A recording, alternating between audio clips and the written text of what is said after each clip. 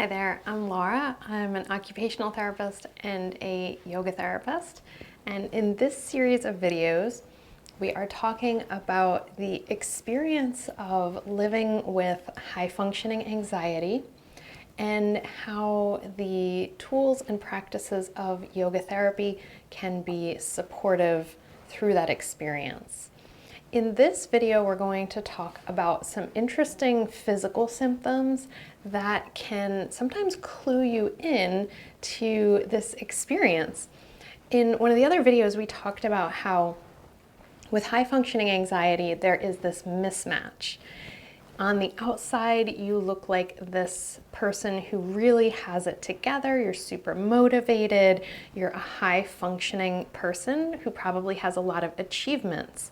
And the internal experience is that you have a high degree of self-criticism and fear of failure and all of these different experiences inside that create a lot of pressure and expectation. So that mismatch can also happen within ourselves, where we don't actually acknowledge or admit that we have anxiety, because we think, oh, well, I just have a stressful job, or there's a lot of pressure on me from all these different responsibilities.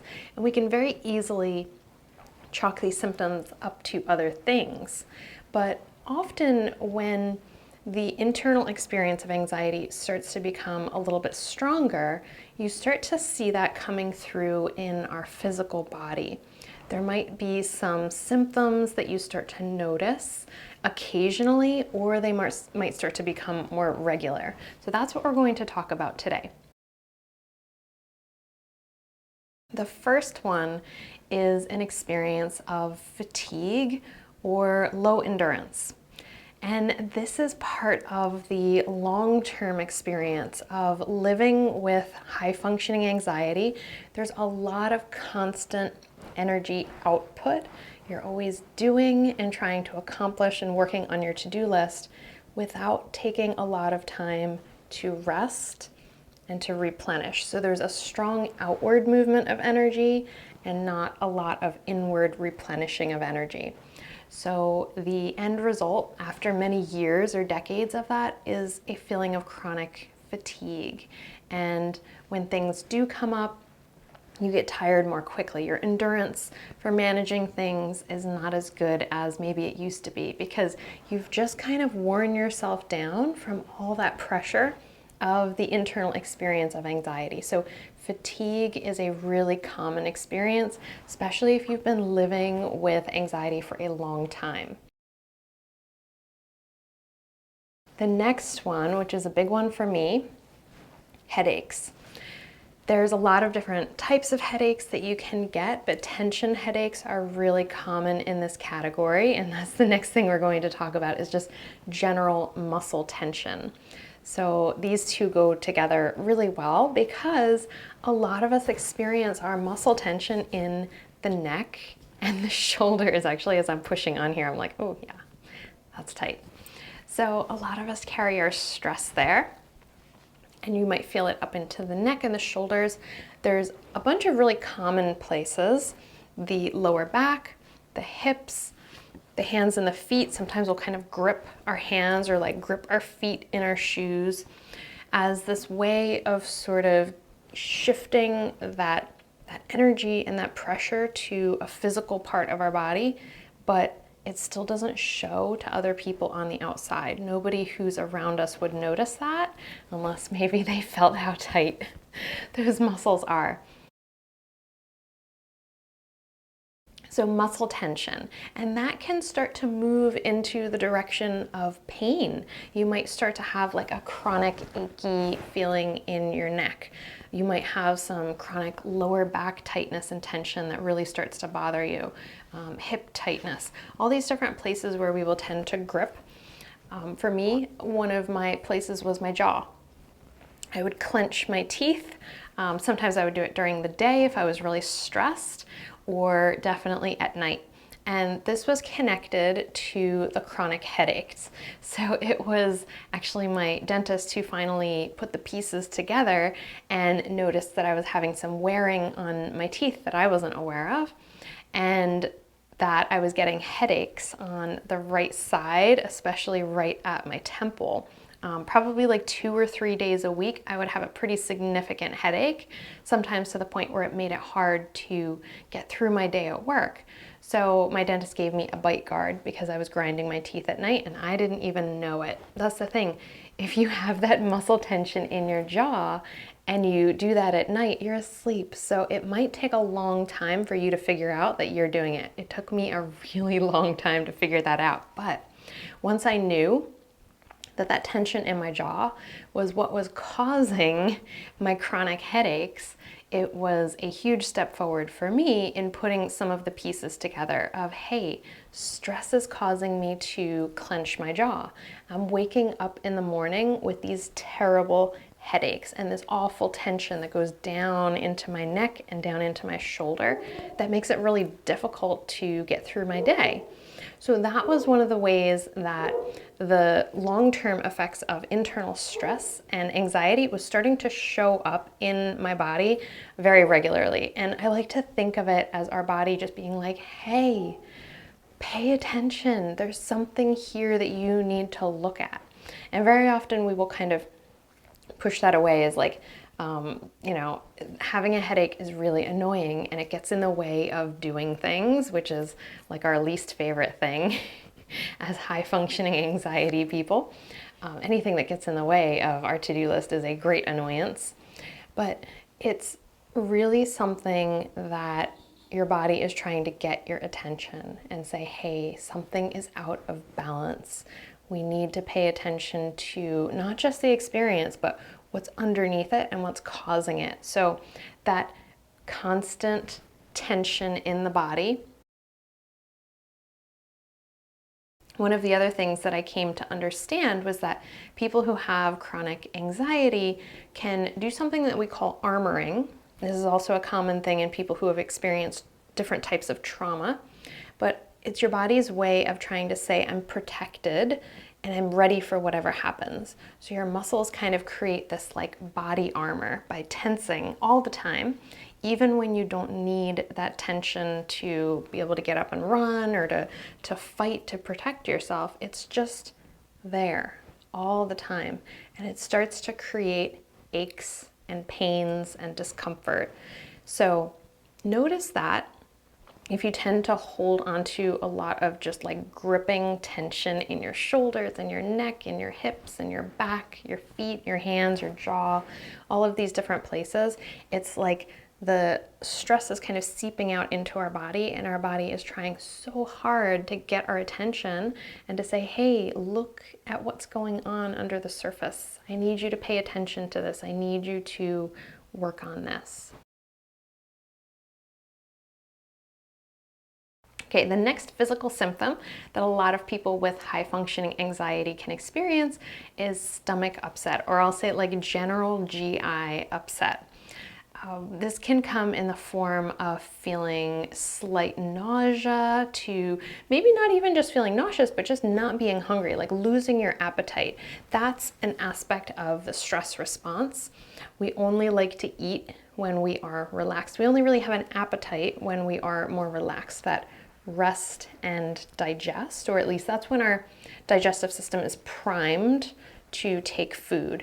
When we're really stressed, a lot of times people will feel slightly nauseous or they'll lose their appetite. Their digestive system will feel like it's not safe right now to take in a big meal and to have a bunch of food in there just in case something happens. Like we have to be prepared because something might happen, right? That has been pretty much my entire life. I've never wanted to eat breakfast. And I always thought that was just like a weird personality quirk. But I came to understand that because our cortisol levels, our stress hormones, are the highest in the morning when we're supposed to be waking up and getting energized.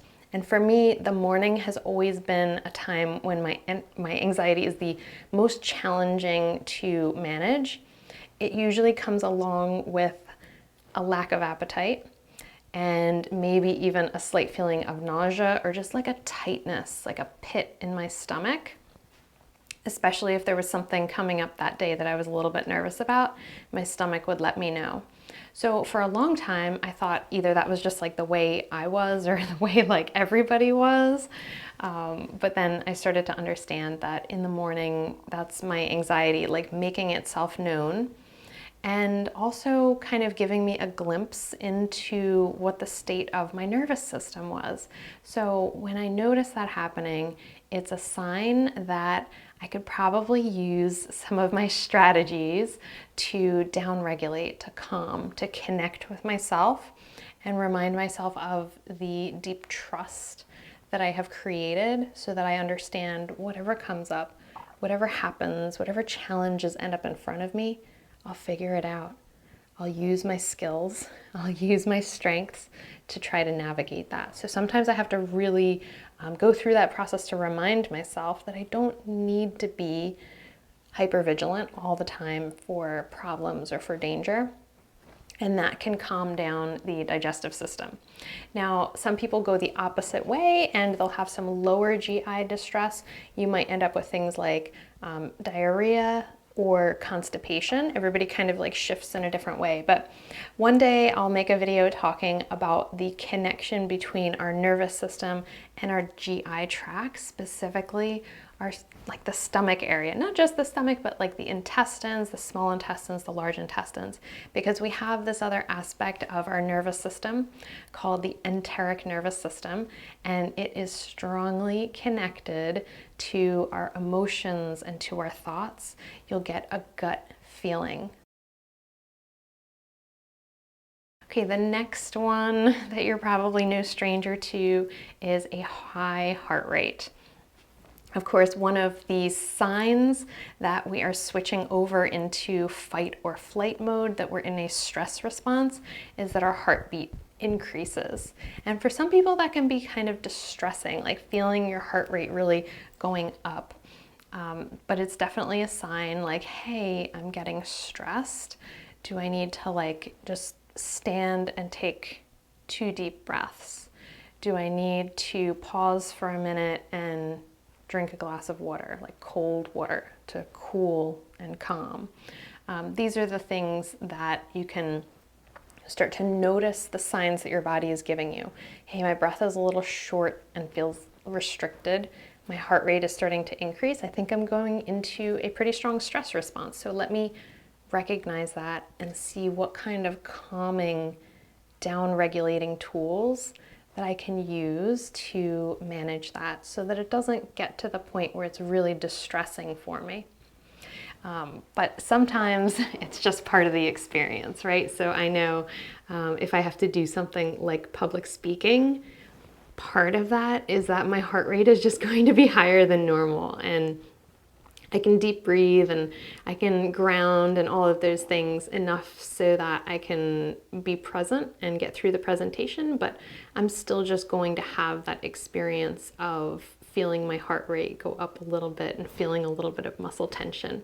But part of that is also knowing that I have tools to use after that experience is over to help myself to decompress and move away from that stress response, because there's certain things like public speaking that's always going to bring up at least a little bit of a stress response, at least for me. It can be really kind of upsetting to people is that when your anxiety starts to increase, sometimes we can get tingling or numbness in the hands, the feet, or the face. For me, if I am very anxious, one of the first things I will start to notice is my lips will tingle. And the first time that happened, it scared the heck out of me. The first thing you usually think is like, am I having a stroke? But you can remind yourself that, especially if there's something stressful coming up. So that particular experience was before I had to do some public speaking, and I was kind of running through what I needed to talk about and the points that I needed to hit. And of course, you know, there's always a little bit of performance anxiety, or maybe a lot of performance anxiety that comes along with that for those of us who have high functioning anxiety. So I noticed that my lips started to tingle. And for me, that is a signal that I pay very close attention to, because it means that my nervous system is really starting to ramp up. And that's my sign that I need to take one of my tools and take one of my strategies.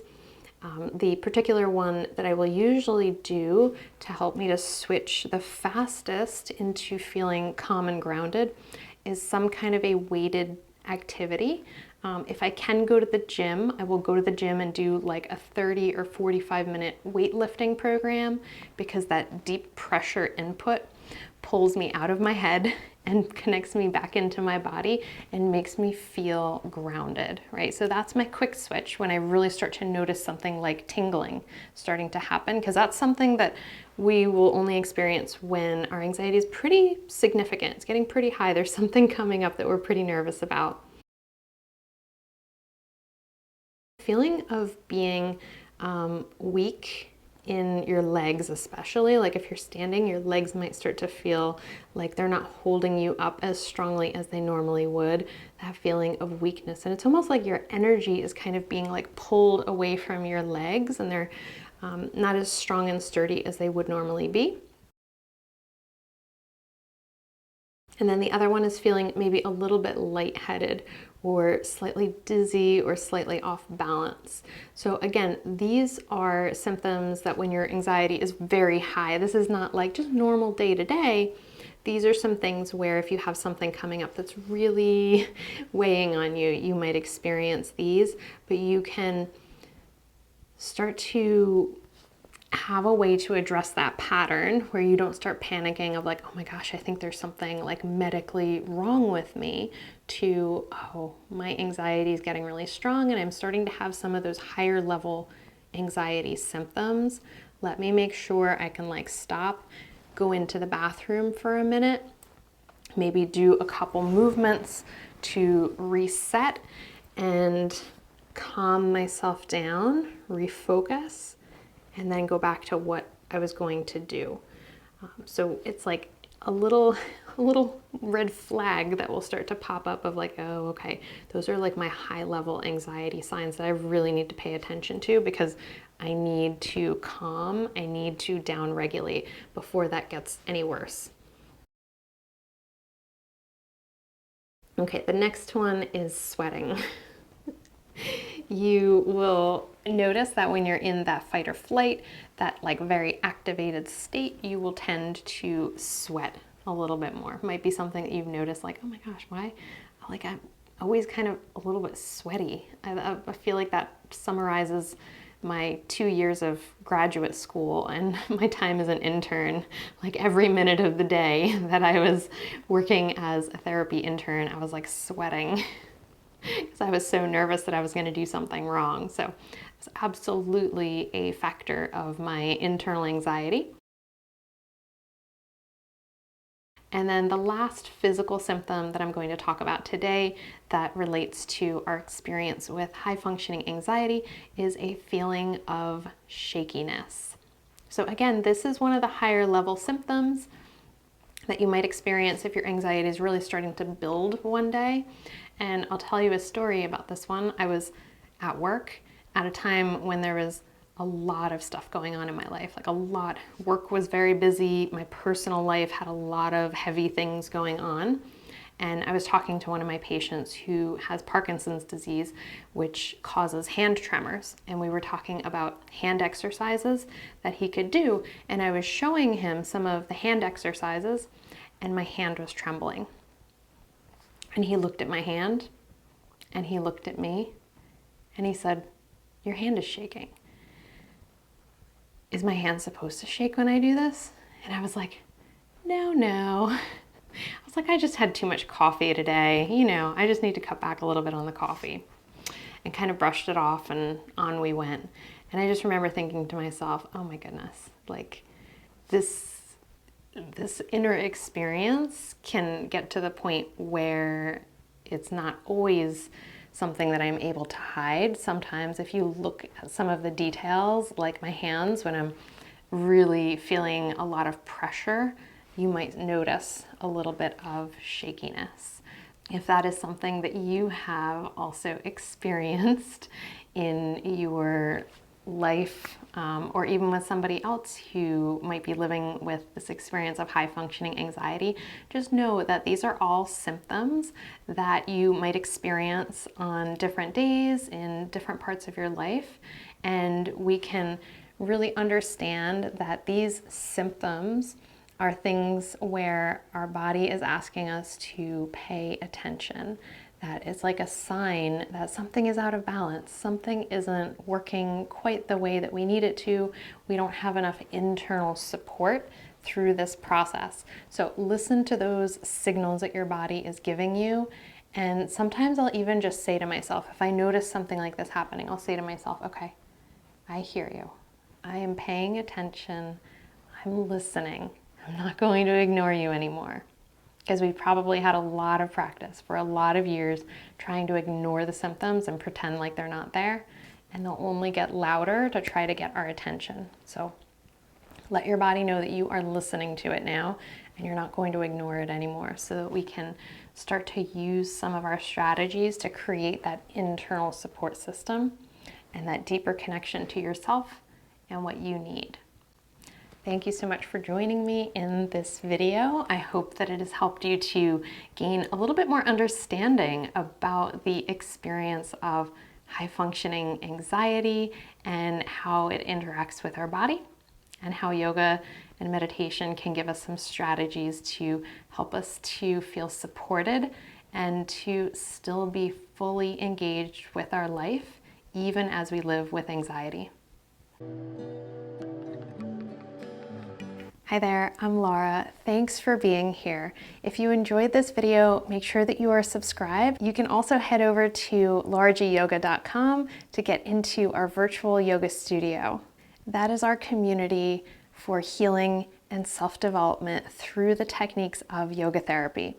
You can join us for meditation sessions, therapeutic workshops, live yoga classes. You can check out the on-demand yoga therapy library with over 400 videos and growing every day. And you can also book a private session to work with me as a yoga therapist. You might want to check out one of these videos picked out especially for you, and I will see you in the next one.